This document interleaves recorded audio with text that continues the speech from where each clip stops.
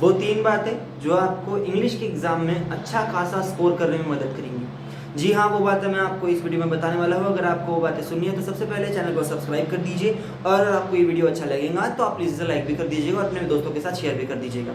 तो वो 3 बातें कौन सी है जो आपको एग्ज़ाम में अच्छा खासा स्कोर करने में मदद कर सकती है, ना ही सिर्फ इंग्लिश के, बाकी भी लैंग्वेजेस के और बाकी सब्जेक्ट्स के भी कभी-कभी। ठीक है, तो सबसे पहली बात जो होती है वो पहली बात होती है प्रेजेंटेशन की, कि आप प्रेजेंटेशन कितना अच्छा रख सकते हैं अपने पेपर का।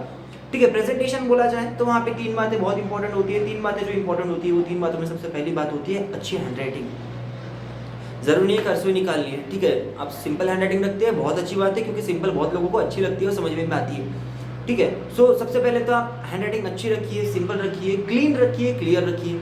ठीक है, जिसकी वजह से आगे वाले इंसान को जल्दी जल्दी समझ में आएगा और अच्छे से वो मार्क्स दे पाएंगा। और अगर अच्छी हैंडराइटिंग है तो बहुत बार जैसे बोलते हैं सुंदरता भटका देती है। ठीक है, तो उसी तरह से हैंडराइटिंग की सुंदरता कभी कभी पेपर चेक करने वाले को भी भटका देती है। वो छोटी छोटी मिस्टेक्स को निगलेक्ट कर लेते हैं, वो भूल जाते हैं कि वहाँ पे छोटी छोटी मिस्टेक्स है।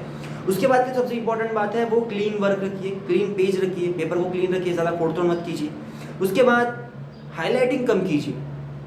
बहुत सारे बच्चे पेपर में प्रेजेंटेशन करने की जगह चित्र निकाल के आ जाते हैं, अच्छे खासे मतलब अच्छी खासी ड्राइंग निकाल के आ जाते हैं। यहाँ पे बड़ा सा लाइन छोड़ेंगे, फिर इस साइड में बड़ी सी लाइन छोड़ेंगे, फिर इस साइड में ज़्यादा जगह छोड़ेंगे, पीछे छोटे से पेज में बहुत सारा लिख लेंगे। ठीक है, ऐसा नहीं करना है। जैसा पेपर दिया गया उसको अच्छे से इस्तेमाल कीजिए, हैंडराइटिंग अच्छी रखिए, सिंपल रखिए, पेपर क्लीन रखिए। बहुत ही इंपॉर्टेंट बात होती है, प्रेजेंटेशन अच्छी रहती है।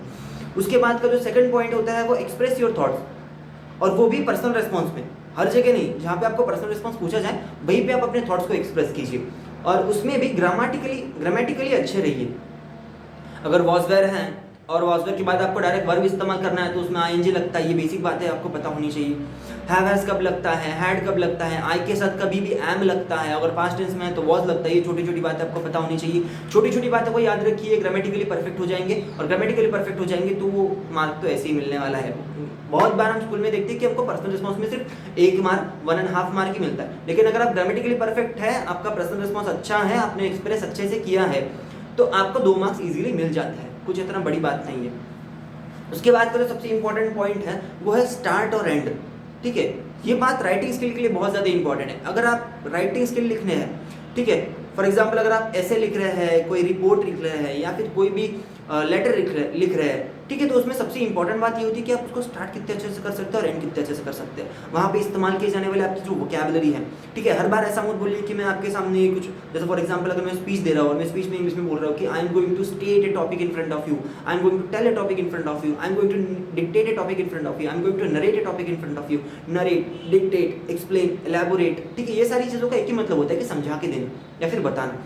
लेकिन वोकैबुलरी इतनी पावरफुल होनी चाहिए कि आगे वाला मजबूर हो जाए मार्क्स देने के लिए।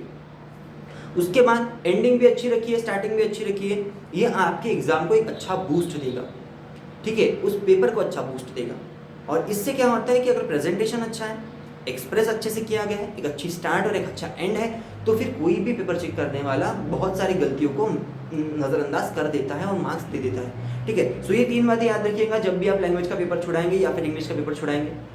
ठीक है, और अगर आप मेरी एरिया में रहते हैं, मैं कोई महाराष्ट्र में रहता हूँ जो कि नागपुर डिस्ट्रिक्ट में आता है, ठीक है, अगर आप मेरी एरिया में रहते हैं और अगर आप मुझे जानते हैं तो आप कोई भी ग्रामर का प्रॉब्लम है आप मुझसे आके पूछ सकते हैं। ठीक है, या फिर कोई भी राइटिंग स्किल का प्रॉब्लम है, अगर आपको मेरे सब्जेक्ट में कोई भी प्रॉब्लम आती है, आप मेरे ट्यूशन में हैं, आप मेरी क्लास में हैं, आप मेरी क्लास में नहीं है, इट डजंट मैटर, आप आ सकते हैं, आप पूछ सकते हैं बिना किसी हिचकिचाहट के। सो दिस इज साइमन चाटी, thank you for watching this video. I hope आपको ये वीडियो समझ में आ गया होगा। अगर आपको समझ में आ गया है तो please like, share and subscribe the channel and video.